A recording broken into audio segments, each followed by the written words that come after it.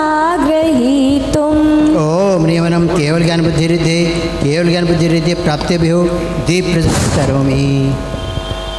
वक्तुं गुणान् गुणसमुद्र शशाङ्ककान्तान् कस्तेषमः सुरगुरु प्रतिमोऽपि बुद्ध्या कल्पान्तकालपवनोद्धतनग्रचक्रम् को वा तरीतुमिलमं भुनिधिं भुजाभ्याम्। ओम नियमनम बीज बुद्धि रिद्धि प्राप्त्यभ्यो दीप प्रज्वलितं करोमि। सोऽहं तथापि तव भक्तिवशान् मुनीश कर्तुं स्तवं विगतशक्तिरपि प्रवृत्त प्रीत्यात्मवीर्यमविचार्य मृगेन्द्रं नाभ्येति किं निजशिशो परिपालनार्थम्। ओम नियमनम कोष्ठ ज्ञान बुद्धि रिद्धि प्राप्त्यभ्यो दीप प्रज्वलितं करोमि।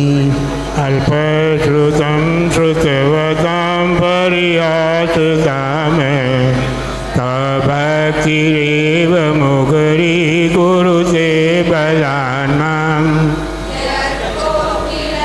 किल मधो मधुरं विरोति तच्चाम्रचारुकलिकानि करे कहेतु। ओम नियमनम पदानुसारी बुद्धि रिद्धि प्राप्त्यभ्यो दीप प्रज्वलितं करोमि। स्वशंसवेन भवसन्तति सन्निबद्धं पापं क्षणाक्षयमुपैति शरीरभाजाम्।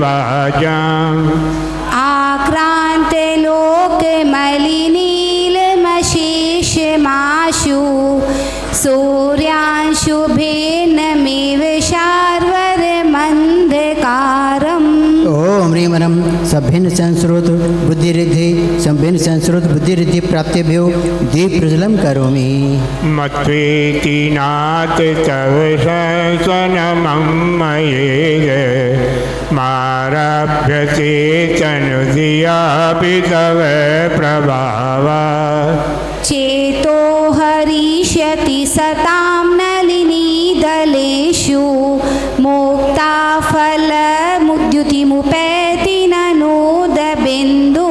ओम नियमनम दुरास्वावित बुद्धि रिद्धि प्राप्त्यभ्यो दीप प्रज्वलितं करोमि। अस्तां त्वदस्तनमास समास दोषं त्वशङ्कथापि जगतां दुरितानि हन्ति। दूरे सहस्रकिरणः कुरुते प्रभैव पद्माकरेषु जलजानि विकास भाञ्जी। ओम नियमनम दूर सुपर्सित बुद्धि रिद्धि प्राप्त्यभ्यो दीप प्रज्वलितं करोमि। नत्यद्भुतं भुवनभूषण भूषनाथ भूतैर्गुणैर्भुवि भवन्तमभीष्टवन्तु। तुल्या भवन्ति भवतो ननु तेन किं वा भूत्याश्रितं य इह नात्मसमं करोति। ओम नियमनम दुर्घ्राणत बुद्धि रिद्धि प्राप्त्यभ्यो दीप प्रज्वलितं करोमि। दृष्ट्वा भवन्तमणिमेष विलोकनीयं नान्यत्र तोषमुपयाति जनस्य चक्षुः। पीत्वा पयः शशिकरद्युतिदुग्धसिन्धो क्षारं जलं जलनिधिरसितुङ्क ईक्षेत्। ओम नियमनम दूरश्रवणत बुद्धि रिद्धि प्राप्त्यभ्यो दीप प्रज्वलितं करोमि। ये शान्तरागरुचिभिः परमाणुभिः निर्मापितस्त्रिभुवनैकललामभूत। तावन्त एव खलु ते प्रणवः पृथिव्यां यते समानमपरं नहि दर्शनात् बुद्धिरिद्धि प्राप्तिभ्यो दीप्रज्वलं करोमि। वक्तं क्वते सुरनरोरगनेत्रहारी निःशेष निर्जित जगत्रियोपमानम् बिम्बं कलङ्कमलिनं क्व निशाकरस्य यद्वासरे भवति पाण्डुपलाशकल्पम्। ओम ह्रीं ह्रं 10 पूर्वित बुद्धिरिद्धि प्राप्तिभ्यो दीप्रज्वलं करोमि। सम्पूर्णमण्डल शशाङ्ककलाकलाप शुभ्रगुणाश्रिभुवनं तव लङ्घयन्ति। ये संश्रिता श्रीजगदीश्वरनाथमेकं कस्तान्निवारयति सञ्चरतो यथेष्टम्। ओम ह्रीं ह्रं 14 पूर्वित बुद्धिरिद्धि प्राप्तिभ्यो दीप्रज्वलं करोमि। चित्रं किमत्र यदि ते त्रिदशाङ्गनाभिः निर्तं मनागभिमनो न विकारमार्गम्। कल्पान्तकालमरुताचलिताचलेन किं मन्दराद्रिशिखरं चलितं कदाचित्। ओम ह्रीं ह्रं अष्टांग महानिमित बुद्धिरिद्धि प्राप्तिभ्यो दीप्रज्वलं करोमि। निर्धूमवर्तिरपवर्जित तैलपूर कृत्स्नं जगत्रियमिदं प्रकटीकरोषि।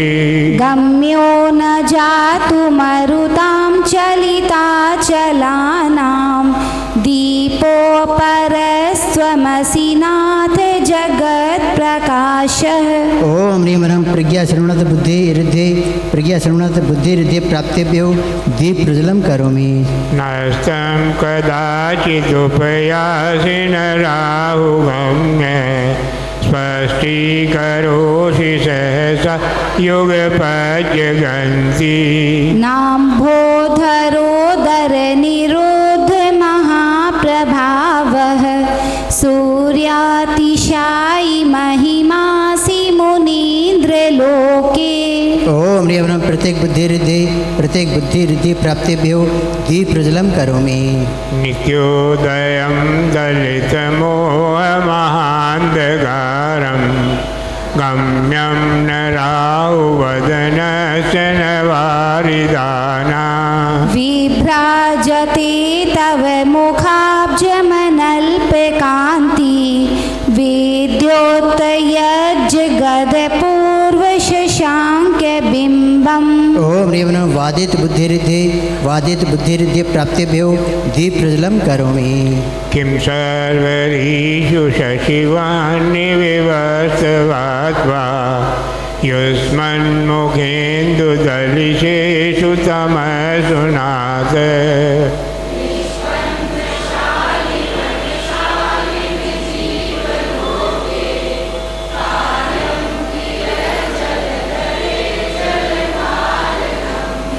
ओम ह्रीं ह्रं सर्वविक्रिया बुद्धिरिद्धि प्राप्तिभ्यो दीप्रज्वलं करोमि। ज्ञानं यथा त्वयि विभाति कृतावकाशं नैवं तथा हरिहरादिषु नायकेषु। तेजो याति यथा महत्त्वं नैवं तु काचिशकले किरणाकुलेऽपि। ओम ह्रीं ह्रं नवस्थलगामी चारणहृदया क्रिया हृदय नवस्थलगामी चारणहृदया हृदय प्राप्तिभ्यो दीप्रज्वलं करोमि। मन्ये वरं हरिहरादय एव द्रष्टा दृष्टेषु येषु हृदयं तवितोषमेति। किं वीक्षितेन भवता भुवि येन नान्यः कश्चिन्मनोहरति नाथ भवान्तरेऽपि। ओम ह्रीं ह्रं जलचारण क्रिया रिद्धि प्राप्तेभ्यो दीप्रज्वलं करोमि। ऋषीणां शतानि शतसो जनयन्ति पुत्रान् नान्यः सुतं तदुपमं जननी प्रसूता। सर्वादिशो दधति भानि सहस्ररश्मिं प्राचीव दिग्जनयति स्फुरदंशुजालम्। ओम नियमनम जंगाचारण क्रिया रिद्धि प्राप्तेभ्यो दीप्रज्वलं करोमि। ममामनन्ति मुनय परमं पुमांस मादित्यवर्णममलं तमस पुरस्तात्। त्वमेव सम्यगुपलभ्य जयन्ति मृत्युं नान्यः शिवः शिवपदस्य मुनि पंथा। ओम नियमनम फल पुष्प पत्र चारण क्रिया रिद्धि प्राप्तेभ्यो दीप्रज्वलं करोमि। त्वमामयं विभुमचिन्त्यमसाङ्ख्यमाद्यं ब्रह्माणमीश्वरमनन्दमनाङ्गजेतुम्। योगीश्वरं विदितयोगमनेकमेकं ज्ञानस्वरूपममलं प्रवदन्ति सन्तः। ओम नियमनम अग्निधूम चारण क्रिया रिद्धि प्राप्तेभ्यो दीप्रज्वलं करोमि। बुद्धस्त्वमेव विबुधार्जितबुद्धिबोधा त्वं शङ्करोऽसि भुवनत्रयशङ्करात्वात्। धातासि धीर शिवमार्गविधिर्विधानात् व्यक्तं त्वमेव भगवन् पुरुषोत्तमोऽसि। ओम नियमनम मेघधारा चारण क्रिया रिद्धि प्राप्तेभ्यो दीप्रज्वलं करोमि। तुभ्यं नमः श्रीभुवनार्तिहराय नाथ तुभ्यं नमः क्षितितलामलभूषणाय। तुभ्यं नमः श्रीजगतः परमेश्वराय। तुभ्यं नमो जिनभवोदधिशोषणाय। ओम नियमनम तंतुचारण क्रिया रिद्धि प्राप्तेभ्यो दीप्रज्वलं करोमि। को विस्मयोऽत्र यदि नाम गुणैर्विशेषे संकतो निरवकाशतया मुनीश। दोषैरूपात् विविधाश्रय जाते गर्भे स्वप्नान्तरेऽपि न कदाचिदीक्षितोऽसि। ओम नियमनम ज्योतिष चारण क्रिया रिद्धि प्राप्तेभ्यो दीप्रज्वलं करोमि। उच्चैर्शोकतरुसंसितमन्मयूख मा भाति रूपममलं भवतो नितान्तम्। स्पष्टोल्लसत्किरणमस्ततमो वितानं बिम्बं रवेरिव पयोधर पार्श्ववर्ती। ओम नियमनम मरुचारण क्रिया रिद्धि प्राप्तेभ्यो दीप्रज्वलं करोमि। सिंहासने मणिमयूखशिखा विचित्रे विभ्राजते तव वपुकनकावदातं। बिम्बं वियद्विलसदंशुलितावितानं तुङ्गोदयादृशिरसीव सहस्ररश्मिः। ओम नियमनम सर्वतपरिद्धि प्राप्तेभ्यो दीप्रज्वलं करोमि। कुन्दावतात जलचावर चारुशोभं विभ्राजते तव वपुकलदौतकान्तम्। उद्यच्च शाङ्खशुचिनिर्झरवारिधार मोचैस्तटं सुरगिरेरिव शान्तकौम्भम्। ओम नियमनम अघोर ब्रह्मचारित्व तपरिद्धि अघोर ब्रह्मचारित्व तपरिद्धि प्राप्तिभ्यो दीप प्रज्वलं करोमि।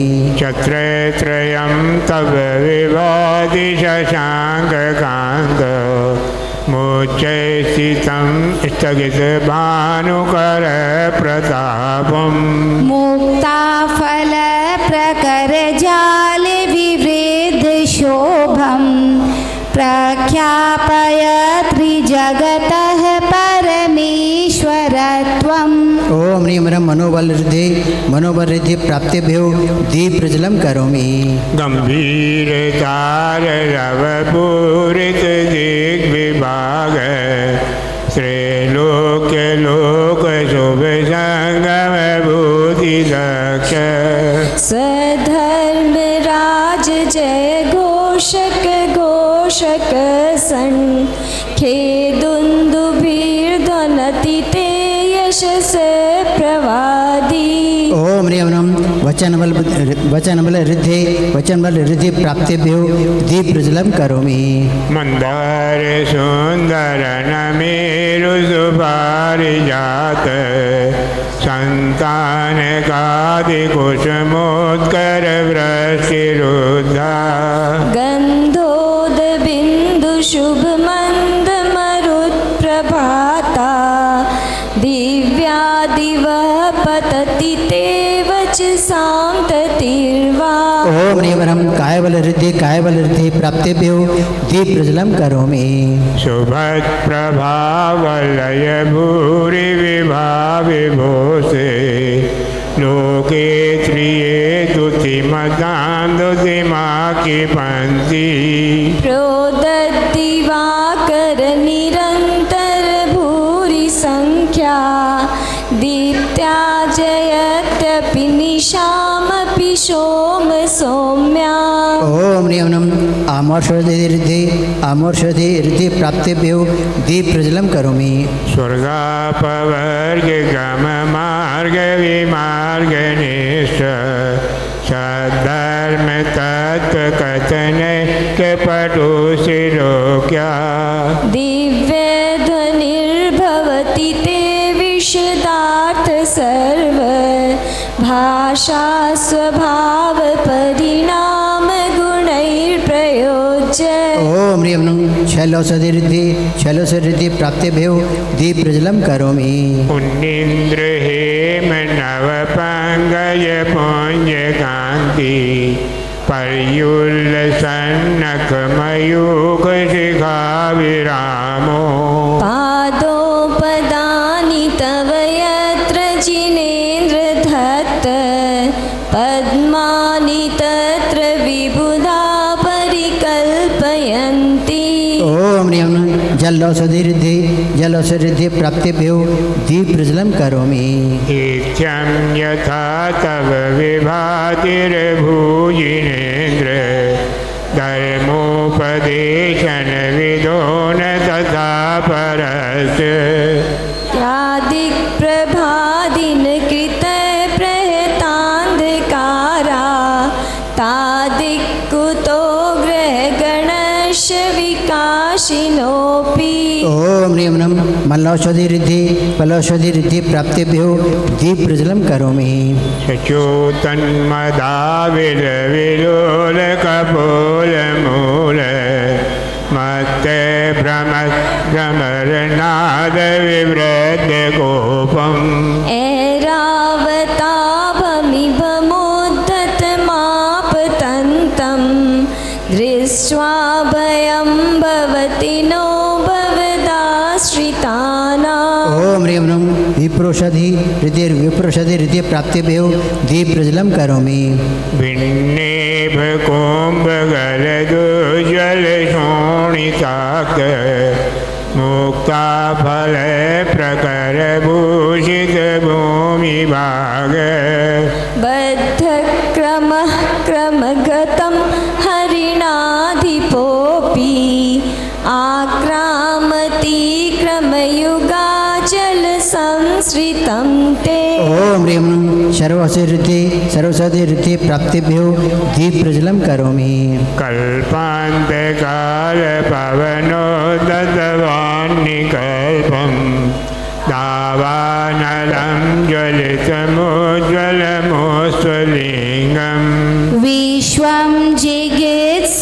इव सम्मुखमापतन्तं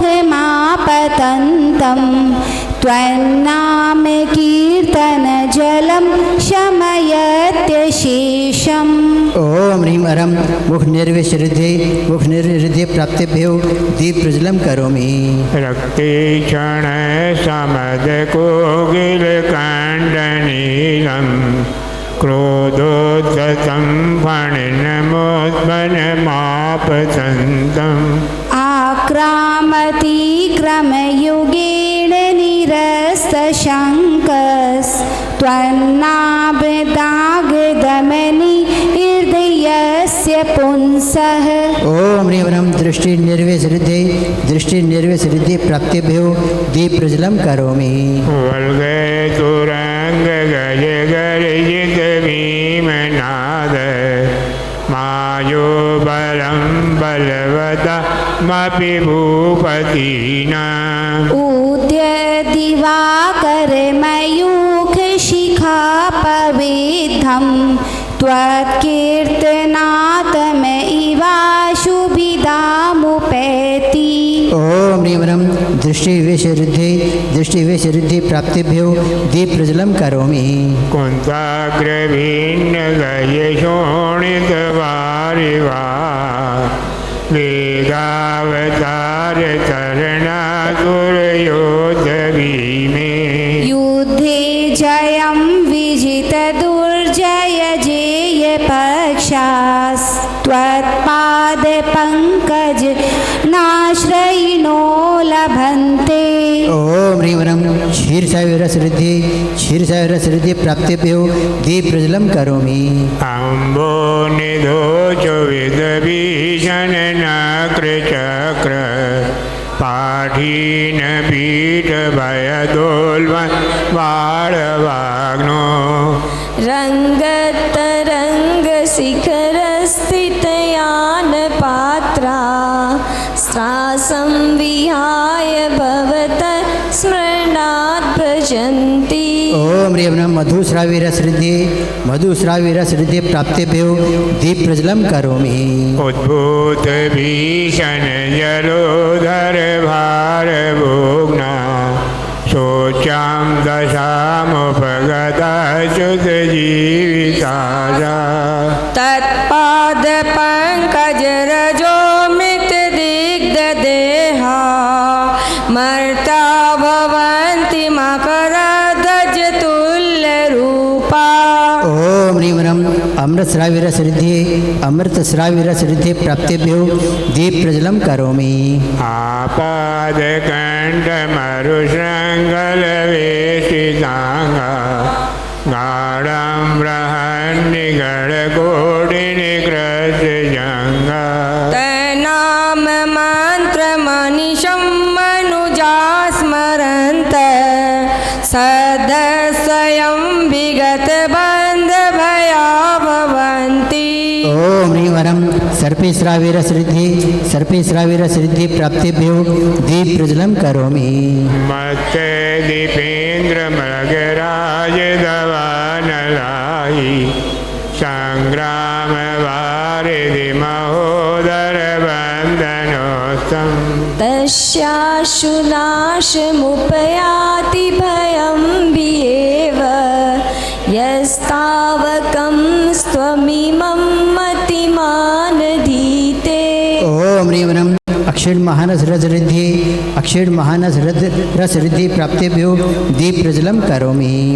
स्तोत्रितं तव जिनेन्द्रगुणैर्निर्बाध्या भक्त्या मया विविधवर्णविचित्रपुष्पा धत्ते जनो यैः कण्ठगतामजस्रं तं मानतुङ्गमवसा समुपैति लक्ष्मी तं मानतुङ्गमवसा समुपैति लक्ष्मी तं मानतुङ्गमवसा समुपैति लक्ष्मी। ओम ह्रीं अरं